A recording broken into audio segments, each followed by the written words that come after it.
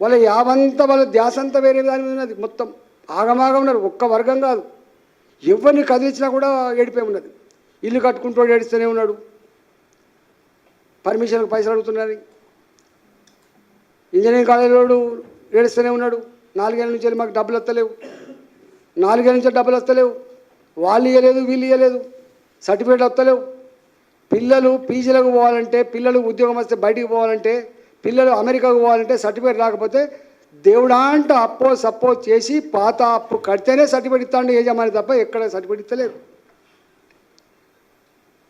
కనీసం ప్రజలు ఇబ్బంది పడే, నువ్వు పెన్షన్ 2000 రూపాయలు 4000 పంచలేదు, ఓ అర్థం ఉంది, ఇంకో 2 నెలలు ఆగుతారు మా వాళ్ళు.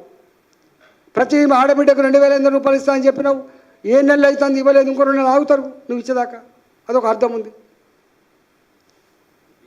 మా వాళ్ళకు 4000 రూపాయల పెన్షన్ జాగాలో హ్యాండిక్యాప్లకు 6000 ఇస్తా అన్నావు, ఇవ్వలేదు, ఒక అర్థం ఉంది. కానీ చదువుకున్న పిల్లలకు కోర్స్ అయిపోయిన తర్వాత సర్టిఫికెట్లు రాకపోతే పీజీలు ఎట్లా జాయిన్ అవుతారు, బయట దేశాలకు ఎట్లా పోతారు, ఉద్యోగానికి ఎట్లా పోతారు, ఆ సోయని ఉండాలి కదా నీకు. సోయి లేదు నీకు. మీరంతా మళ్ళా వస్తుందో రాదో అని చెప్పి 10 ఏళ్ళు అధికారం లేకపోతే ఆవురారుమన్నట్టుగా ఎక్కడో అక్కడ దండుకుంటుంది తప్ప ప్రజలు ఏమైపోతున్నారు, ప్రజల జీవితం ఏమైపోతుంది, మనం ఇచ్చిన మేనిఫెస్టో అదొక భగవద్గీతతో సమానం కదా అనేటువంటి భావం లేదు. మళ్ళీ వీళ్ళు ఢిల్లీలో వచ్చి మాత్రం మాట్లాడుతుంటారు, ఈ ప్రభుత్వం ఇట్లా చేసింది అట్లా చేసింది మాట్లాడతారు. మాట ఇస్తే తప్పని వ్యక్తి నరేంద్ర మోడీ గారు. మేనిఫెస్టోలో పెట్టినే కాకుండా మేనిఫెస్టోలో పెట్టని వాటిని కూడా అమలు చేసిన party Bharatiya Janata party.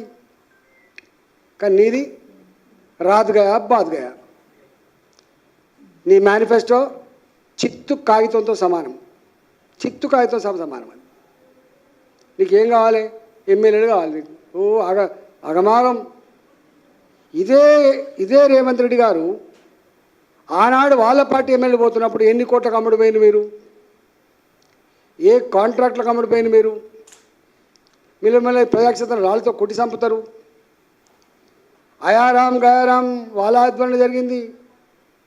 Anti defection law Rajiv Gandhi తీసుకొచ్చిండు.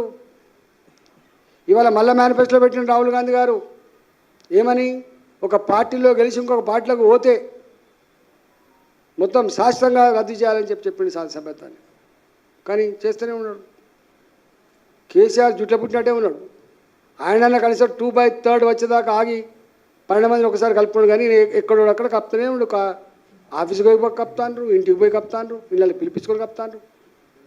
నీకు ఎమ్మెల్యేలను పార్టీ మార్పించుకున్నంత యావా ధ్యాస నా రైతు రుణమాఫీ మీద కానీ, నా రైతులకు 500 రూపాయలు బోనస్ ఇచ్చే విషయంలో కానీ, నా తెలంగాణ ఆడపిల్లకు 2500 రూపాయలు నెలకి ఇచ్చే విషయంలో కానీ, నా తెలంగాణ ముసలి తల్లకు 4000 రూపాయల పెన్షన్ ఇచ్చే విషయంలో కానీ, నా తెలంగాణ నిరుద్యోగ యువతకి ఉద్యోగాల నోటిఫికేషన్ ఇచ్చే విషయంలో కానీ, నా తెలంగాణ నిరుద్యోగ యువతకి 4000 రూపాయలు వృత్తి ఇచ్చే విషయంలో కానీ, నా తెలంగాణ చిన్నారి ఆడపిల్లలు కాలేజీలో చదువుకునే వాళ్ళకు స్కూటీ ఇచ్చే విషయంలో కానీ నీకు లేదు. నిన్న మొన్న చూసిన నేను పేపర్లో ఇదే ముఖ్యమంత్రి ఒక మాట అన్నాడు, నెలకు 7,000 కోట్ల రూపాయల అప్పులకు పోతున్నాయి, అసలు ప్లస్ వడ్డీ కలిస్తే నెలకు 7,000 కోట్ల రూపాయలు పోతున్నాయని చెప్తున్నాడు. తెలియదా నీకు? దేశాన్ని పాలించిన వాళ్ళు, 100 సంవత్సరాల చరిత్ర కలిగిన వాళ్ళు చదువుకోలేదా మీరు? ఆ మాత్రం జ్ఞానం లేకుండా ప్రకటించినవా అని మేము చెప్పినాం. 5,000 రూపాయలు కూడా అదనంగా ఖర్చు పెట్టిన ఈ రాష్ట్రంలో 2 లక్షల రూపాయల విలువైనటువంటి హామీలు ఇచ్చిండ్రు. దాంట్లో 1,00,000 కోట్ల పైబడి హామీలు ప్రతి సంవత్సరం విధిగా ఇవ్వాల్సిన నేను తప్పించుకోవడానికి ఆస్కారం లేదు. పెన్షన్ ఒకసారి ఇచ్చిందంటే మళ్ళీ తప్పించుకోవడం లేదు. 500 రూపాయల బోనస్ రైతులకు తప్పించుకోవడం లేదు. ఒక సంవత్సరం ఇచ్చి ఊరుకునేది కాదు అది. 2,500 రూపాయలు ఎవ్రీ మంత్ నువ్వు గౌరవ వేతనం ఇవ్వాల్సిందే. నిరుద్యోగులు 4,000 రూపాయలు గౌరవ వేతనం ఇవ్వాల్సిందే. పెళ్ళిళ్ళు చేసుకునే ఆడబిడ్డలకు తులం బంగారం ఇవ్వాల్సిందే. దమ్ము లేదు అంటే మొదలే వైట్ పేపర్ అని పెట్టిండు ఆర్థిక స్థితి మీద. నిన్న కాక మొన్ననేమో 7,000 కోట్ల రూపాయలు అప్పుందని పెడుతున్నావు. ఈ అప్పుందనే పేరిట, ఈ వైట్ పేపర్ల పేరిట తెలంగాణ ప్రజల కళ్ళలో మట్టి కొట్టుడు తప్ప నీకు ఇంకోటి లేదు.